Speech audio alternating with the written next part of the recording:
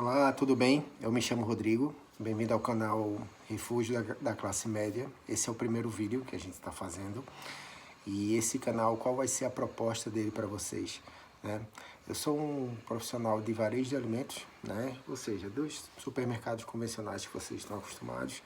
E eu queria compartilhar um pouco com vocês esse meu conhecimento. Vai ser uma consultoria gratuita, principalmente para quem é leigo, tá? Nesse tipo de negócio. Para quem já é do ramo, eu vou falar muita coisa trivial, mas para quem é leigo, eu queria que você passar um conhecimento para que vocês entendam, quando vocês entram no supermercado, o que a inteligência que tá por trás de tudo aquilo, né? Que te leva a comprar por impulso, que te leva a oferecer, comprar produtos que você de fato saiu de casa para comprar, que são os produtos destino, né? Como aquilo foi organizado, de que forma não foi aleatório, né? Porque determinada seção de alimentos já está bem na entrada dos supermercados, uma fica mais afastada, enfim. Eu vou dar uma geral, só que nesse primeiro programa eu vou falar um pouco de como evoluiu o supermercado no Brasil, tá? Vou falar um pouquinho lá de trás, desde os tempos das pequenas vendas até o que se tornou hoje esse conceito de grandes redes corporativas, tá bom? Espero que você goste e fica aqui comigo para você aprender um pouco e me ensinar também com os teus questionamentos, tá bom? Obrigado, um grande abraço.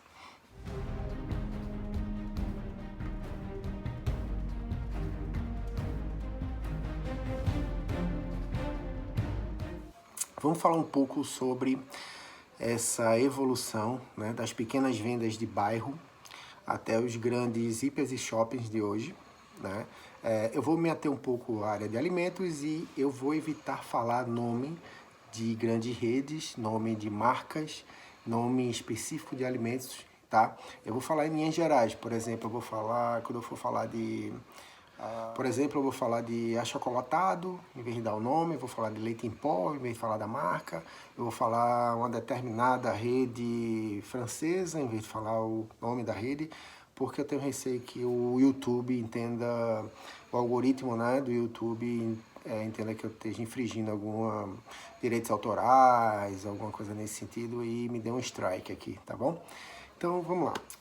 Eu lembro, gente, pegando a minha época, que no meu bairro existiam quarteirões que ali tinha um comércio do bairro. Podia ter mais de um, tá? E normalmente, como acontecia? Como vocês vão ver nas imagens, eram prédios baixos, né? Que em cima deviam ter 2 andares residenciais e embaixo existia um pequeno comércio. Então ali existia uma farmácia, então do lado tinha um açougue, no outro tinha uma loja de vestuários e dentro do quarteirão, quando aquilo começava a fazer uma condição correlata de comércio, incentivava que mais pessoas abrissem próximo ali a pequenos comércios.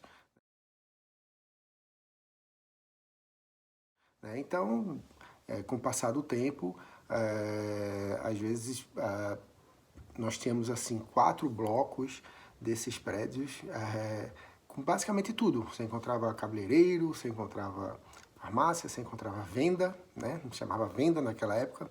Né? Quantas vezes minha mãe fazia, vai lá na venda, compra meio quilo de feijão, o cara pesava lá na hora para você. Então era bem isso, né? Uma coisa muito espalhada, pulverizada e ficava relativamente próximo à sua casa. Né? Mas, poxa, eu queria ir no açougue. Nem sempre o açougue estava ali perto. Então, eu tinha que ir na venda, andar mais 2, 3 quarteirões para ir no açougue. Né? Ou, poxa, eu queria ir na mercearia, na pequena venda, mesma coisa.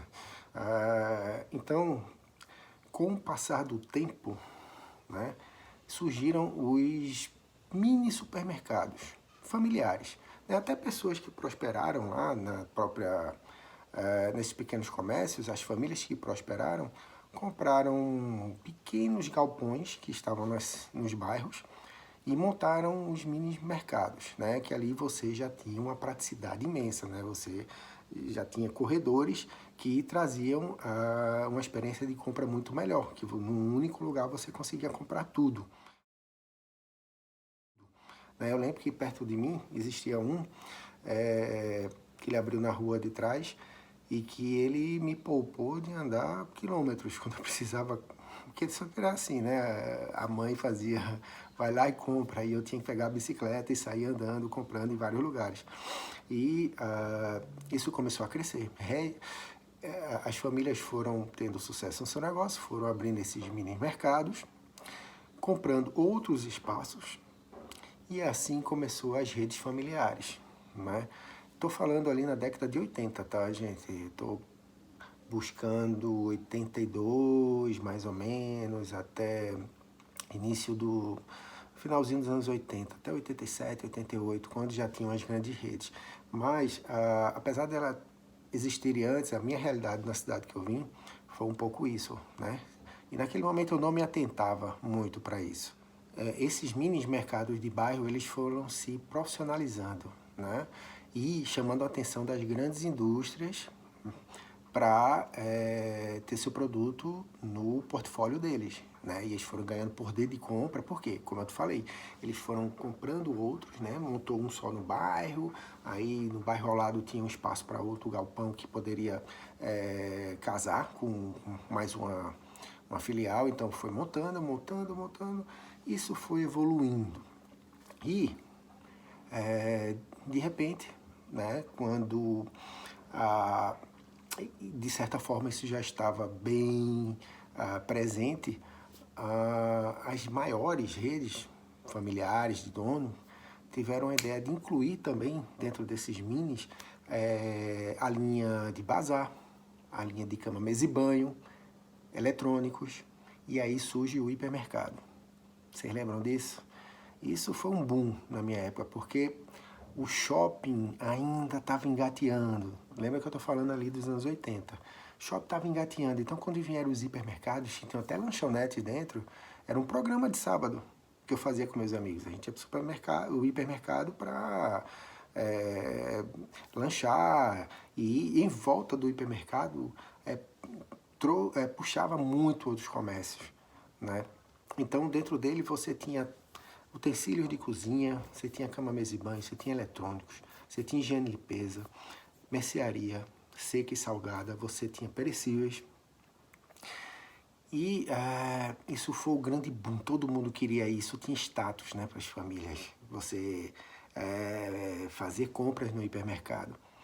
Simultaneamente, aquele comérciozinho que eu falei lá atrás, dos quarteirões, que era embaixo dos prédios pequenos, aqueles começaram a sentir um pouco essa pancada, tá? Isso realmente atrapalhou um pouco do negócio deles, porque eles passaram a ter um papel mais de conveniência. Você não quer ir lá no supermercado, então você desce aqui e compra o que você precisa aqui rapidinho, mas a tua compra de grande porte, que é aquela compra do início do mês, você fazia no hipermercado. Lógico que eu estou falando da classe média, por isso que o nome do canal é Refugiado da Classe Média, tá? Eu estou me prendendo na classe média e essa novidade que esse novo negócio trouxe. Vou falar para vocês, uma determinada rede de uma corporação global, ela, no país de origem dela, ela recebeu diversos processos. Pelo seguinte, o que ela fazia, depois que ela já estava grande, ela ia para o interior, bem só que antiético isso e imoral, né? Ela ia para o interior, ela abria o supermercado no interior, onde já tinha esse comércio de rua, né? Das famílias, né? E o que ela fazia? Ela colocava o preço, praticava dumping, que é você vender abaixo do custo, tendo prejuízo, por um certo tempo, porque você tem um poder, você tem um porte, uma capacidade de endividamento, de conseguir segurar, né, essa estratégia por um período. Ela vendia abaixo do custo, abaixo de todos esses mercadinhos familiares, né, e puxava toda a clientela para ela, quebrava todos esses pequenos comércios, e depois que eles quebravam, né, naquela pequena região, naquela pequena cidade, ela voltava o preço para cima. Então, uma estratégia muito antiética, né? Hoje em dia isso é totalmente reprovável, mas ela fez muito isso. E como eu disse, eu não posso falar nomes, mas entendam que isso aconteceu, e aconteceu bastante, tá? Também não vou falar o país, porque senão fica muito claro quem foi que fez isso. Mas enfim, como eu estava dizendo a vocês, então no final dos anos 80, os zippers eles estavam realmente numa ascensão, né? Numa curva com muito potencial ainda de crescimento, né? E quando por volta de no final dos anos 80, início dos anos 90, a gente já tem um shopping surgindo, né? E o shopping começa a roubar um pouco esse cliente, porque o próprio shopping já tem o hiper dentro, né? O supermercado dentro. E o que acontece? O shopping passa a ser de fato o programa de final de semana de muitas cidades, né? Praça de alimentação, tudo aquilo, né? Ponto de encontro de jovens, enfim, os eventos que aconteciam. E o hiper começou a sentir isso, né? E, como eu te falei, abriram muitos hipers, né? Várias redes abriram. E com a queda um pouco dessa clientela, começa a existir uma guerra de preços. E além da guerra de preços, né, eles queriam trazer mais conforto para o cliente, né, apostando em uma experiência. Quando eu falo experiência de compra, para você ficar... Estou falando assim, você tem uma sensação boa de estar dentro daquele estabelecimento. Isso se chama uma experiência positiva de compra. Então, eles começam a ir para a TV mais, né? Muito comercial de TV, dentro do próprio estabelecimento, música, ar-condicionado, atendimento de balcão, que nem todos tinham, né? Uma padaria. Eu não sei se vocês sabem, mas o que mais fideliza um cliente, o que faz ele, naquela época, tá? Ali nos anos 90, estou falando nesse período, o que mais fidelizava um cliente aí a um supermercado e fazia ele todo dia, qual era o produto? Dentre todos os produtos que tem, vocês vão ficar bem chocados. Pão francês. Ou seja, você vai... Antigamente a gente ia todos os dias à padaria. Não existia esse pão industrializado que a gente compra hoje, que vem o pão de forma, né? Tanto o convencional como o light, o em grãos, não existia essa indústria. Então nós íamos todo dia para a padaria. E o supermercado começou a montar a sua padaria. E ele se deparou com como é que eu posso dizer, uma escassez de mão de obra que se chama padeiro, um bom padeiro, né? Porque a padaria que não tem um bom padeiro, ela não cresce, né?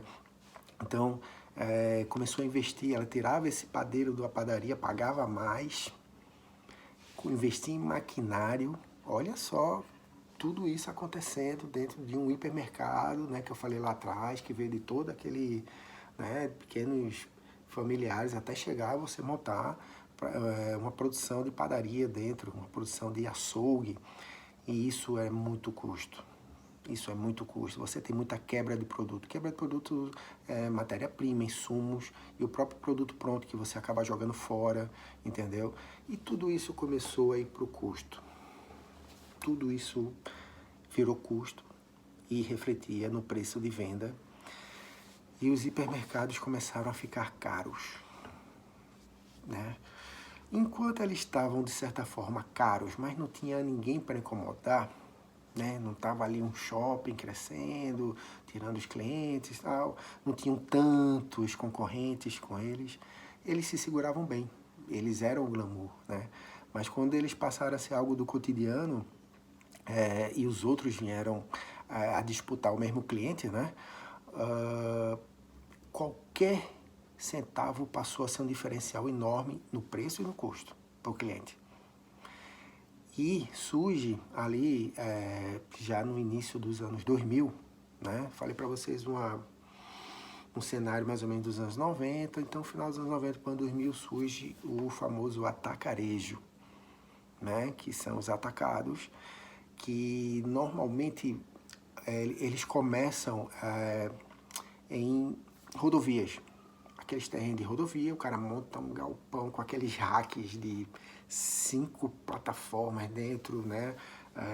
Uma experiência de compra não tão boa, né? ruim, mas com diferencial de preço enorme, onde você é incentivado a comprar mais. Então, vamos falar que naquela época existiam muito mais grandes famílias do que hoje, né? Comparado a 2021. Então, era normal uma família ter 5 pessoas, né? O pai, a mãe, 2 filhos e morava uma sogra, um sogro, né? Isso era muito normal. Então as compras, principalmente higiene e limpeza, né? Quanto em maior volume, melhor, e pagando mais barato, né? Na cesta total, o volume que você comprou, se você diluir isso pelas quantidades menores que são vendidas em supermercado, você pagaria menos. Não sei se eu fui muito claro. O que é que eu quero te dizer isso?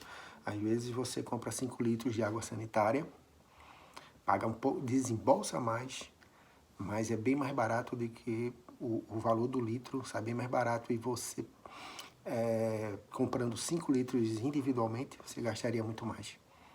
Tá? Então, se você precisa usar esses 5 litros porque sua família é grande, é muito mais vantajoso você ir a um atacarejo. E foi isso que aconteceu. Então, o Hiper levou essa pancada também do atacarejo. E o atacarejo ele veio muito agressivo em preço. E quando eu falo agressivo em preço, é com preços muito baixos. Por quê? Lembra de tudo aquilo que eu falei do Hiper Bom Preço sobre o custo operacional que cresceu? O atacarejo ele não tem uma operação, cara, ele tem uma operação muito barata. Tá? Primeiro que parte do depósito dele é no próprio salão de venda, né, que são aqueles racks. E ele não te oferece nenhum serviço extra, nenhum conforto, como o Hiper fazia.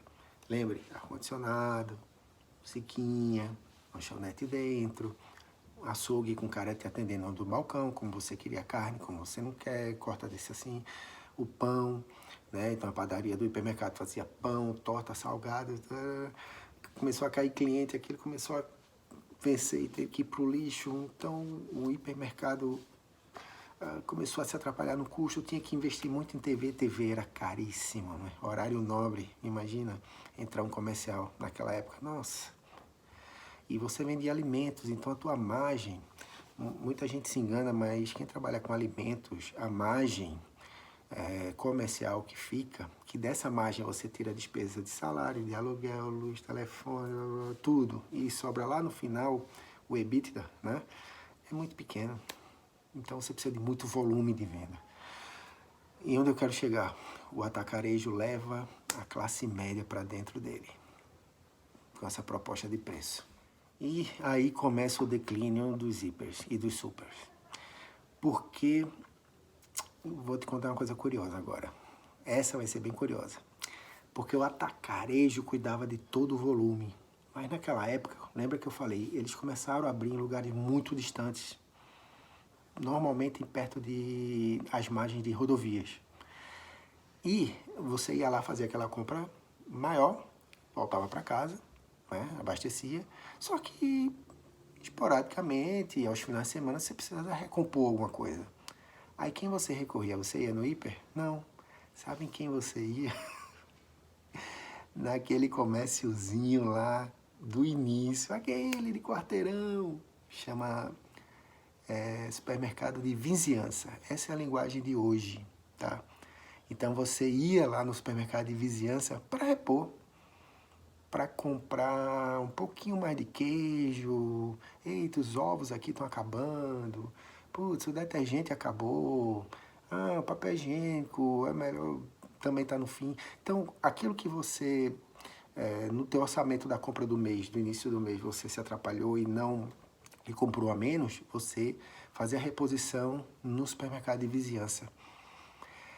Raramente o cliente ia a um hiper, porque esse comércio de vizinhança, ele também chamou a atenção de grandes grupos que abriram vários lojas bem menores, com sortimento bem menor. Você não encontrava várias marcas, como você encontra no hiper, né? No hiper, num corredor de bolacha, você encontra às vezes 8, 10 marcas. Não, nesse você tinha 2.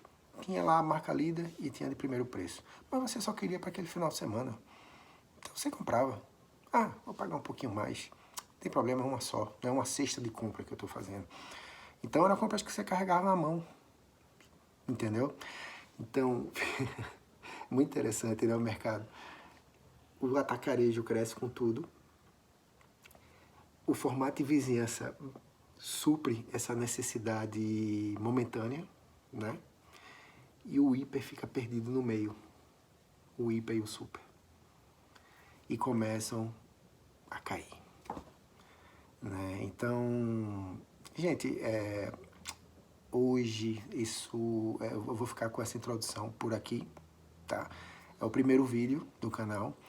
Cada vez mais eu vou entrando em alguns detalhes para vocês entenderem essa história do varejo e tudo o que levou ele estar nesse patamar de hoje, na mão de poucos, né? Então a gente vai falar de grandes corporações, a gente vai falar de redes regionais, de redes locais. E eu espero que com isso você, consumidor, é para você esse vídeo, tá? Entenda um pouco essa dinâmica de mercado, tá bom? Então, um grande abraço e obrigado por ficar comigo até agora, tá? Até o próximo vídeo. Até mais.